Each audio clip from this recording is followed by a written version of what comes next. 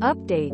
My 38M wife, 35F, has been ignoring me since our son was born, and it's been 10 years.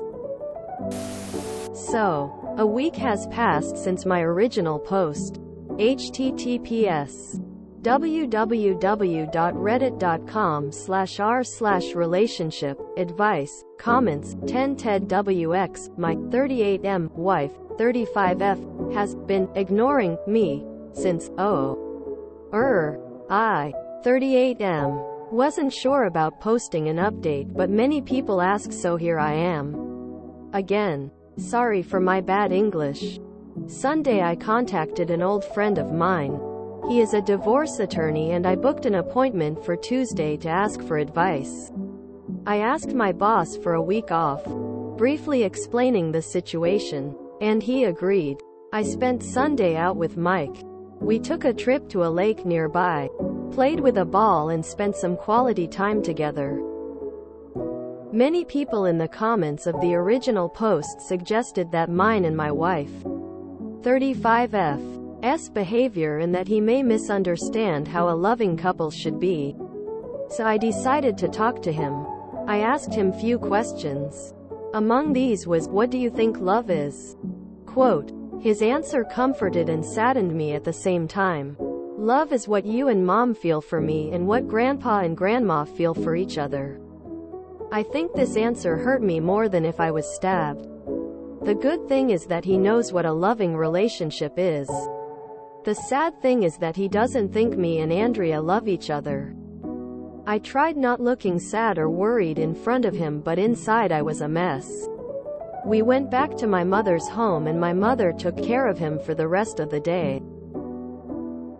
Monday I basically did nothing. I bawled my eyes in bed and thought about what I should do.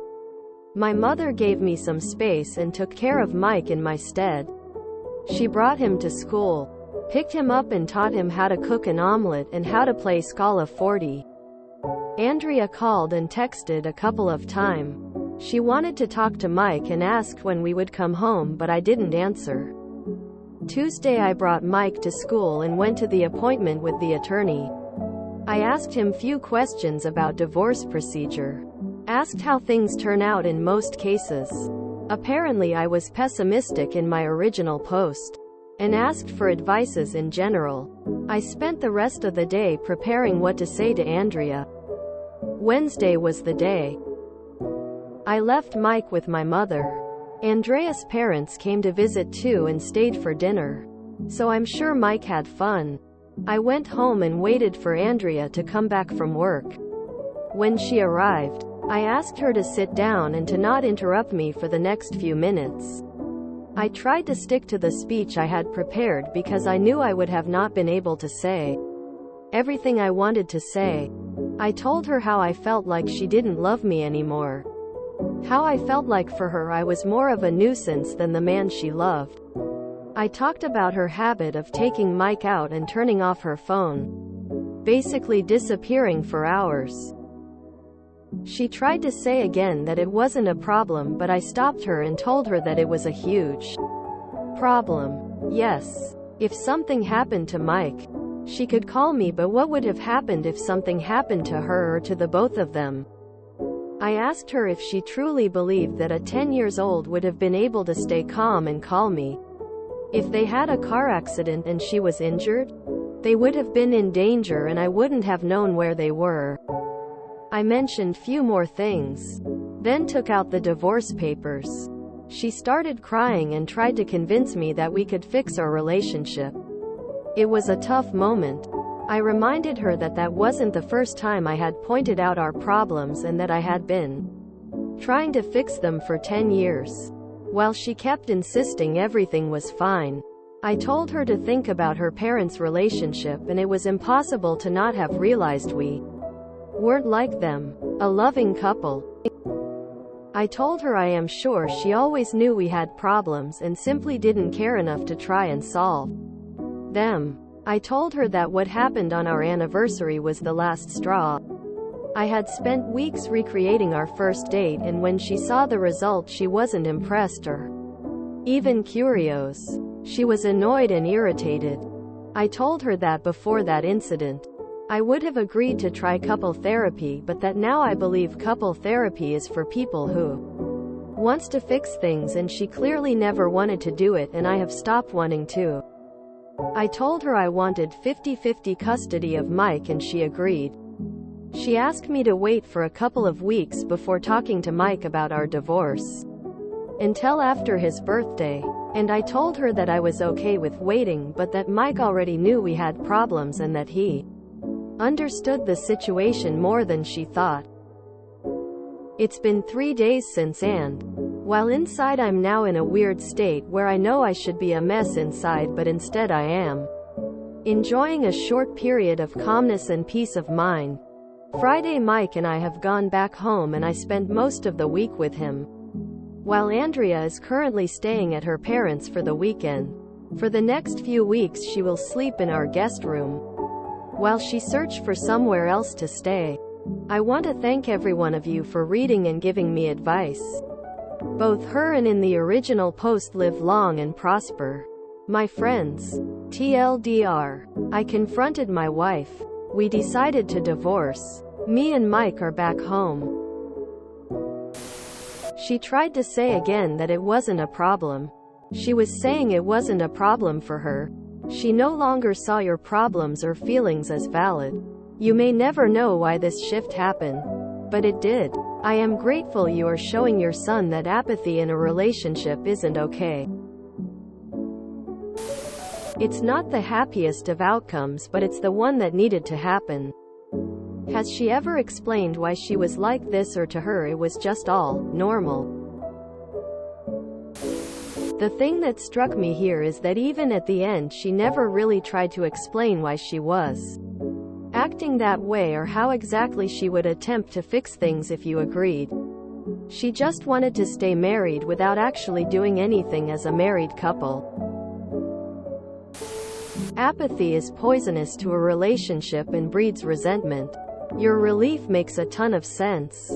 Much better to get out now. Co-parent civilly. And embrace the reality that you haven't emotionally been a couple in a long time. Now you both have the opportunity to find whatever it is that will bring you happiness. Might take a while to find that new normal, but it'll happen. Best thing I ever heard to say about divorce is, "I'm sorry. And congratulations." Quote, "I'm sorry. But also congratulations. Op. I'm proud of you, Op. But my heart also hurts for you. I know can't be easy to come to this decision, but I think it's the best one for all of you. Especially after what your son said about love. All the best to you and your son." I read your original post last week and my heart broke for you. IDK how you've been dealing with this for 10 years. But man, am I so freaking proud of you. Huge moves. Your son will have an example, because of you, of what it looks like when an adult stands up for themselves and their life. I'm praying for a smooth transition for all of you guys, and just know, the people who really support you will be there while you take this on. I don't know when, but I do know that now there is the real hope, that your life will have the love you deserve in it again. Stay strong. Op. I'm sorry it went this way. But none of us ever know what blessings lie on the other side of struggle. Sending you hugs, high fives and best wishes for your future. You totally rock. She asked me to wait for a couple of weeks before talking to Mike about our divorce, until after his birthday, and I told her that I was okay with waiting, but that Mike already knew we had problems and that he understood the situation more than she thought. This feels ominous. I actually went through this with my wife. It just got worse over the years. At first it would just be an outing that I wasn't told about or invited to. Eventually I would wake up on the first day of the school holidays to find my wife had disappeared with the children, without telling me, and they would be gone for weeks. She also told me the children were hers. We are divorced now. She was cheating on me. It's 5 years later now. I have 100% custody of both kids, and am doing fine as a single parent. The kids are doing well too. My daughter is still in contact with her. I encourage this because I think it's good for her. But my son refuses to talk to her. She has recently told me that must be my fault and has now blocked me. I think she was feeling inadequate because I earned 5 times what she did and paid for most things, including our apartment. Her way of balancing this was by convincing herself I was a useless parent. She would even sabotage me when I tried to cook, because cooking was her domain. Anyway, just wanted to say I really felt what you said about being excluded from parenting. Because as happened to me too. We were married for 13 years. But it only really got bad in the last 3. If you put up with that treatment for 10 years, you are a man of steel. I'm not sure why your wife did it though. Mine seemed to be doing it to compensate for feelings of inadequacy. Anyway, congrats on being home and having custody. I hope one day you can figure out why it happened. And I hope she can figure it out too. Decisive action that isn't over the top or cartoony. I think I believe this story. Good for you, Op. It's tough, but it's literally for the best. She asked me to wait for a couple of weeks before talking to Mike about our divorce. Maybe it's the Reddit cynic in me, but that wait worries me. I would go to counseling with her to arrange to split up amicably. And I would keep talking to Layer and get the custody in writing now, as well as putting in travel restrictions, locking your credit, etc. So she never said what her reasoning was for 10 years. Also no idea how you did this for 10 years either. Happy for you, Op. Your wife ever bother to explain why she did what she did? We're rooting for you. Exclamation mark. Update me 1 month. It sounds like she was afraid you were going to take Mike away. She was quick to agree on divorce after the 50-50 proposal. I'm so happy you are free, so sorry it had to come to this. That sense of calm you feel means it was the right thing to do. I'm skeptical about the turning off the phone thing. Grown adults with child. Ren. Don't just turn off their phone. She was straight up blocking her husband. You don't deserve to live without love. At least, now you have a chance. I wish you good luck. It's been 3 days since, and while inside I'm now in a weird state where I know I should be a mess inside, but instead I am enjoying a short period of calmness and peace of mind. I'm honestly not surprised that you feel calm and at peace instead of being a mess.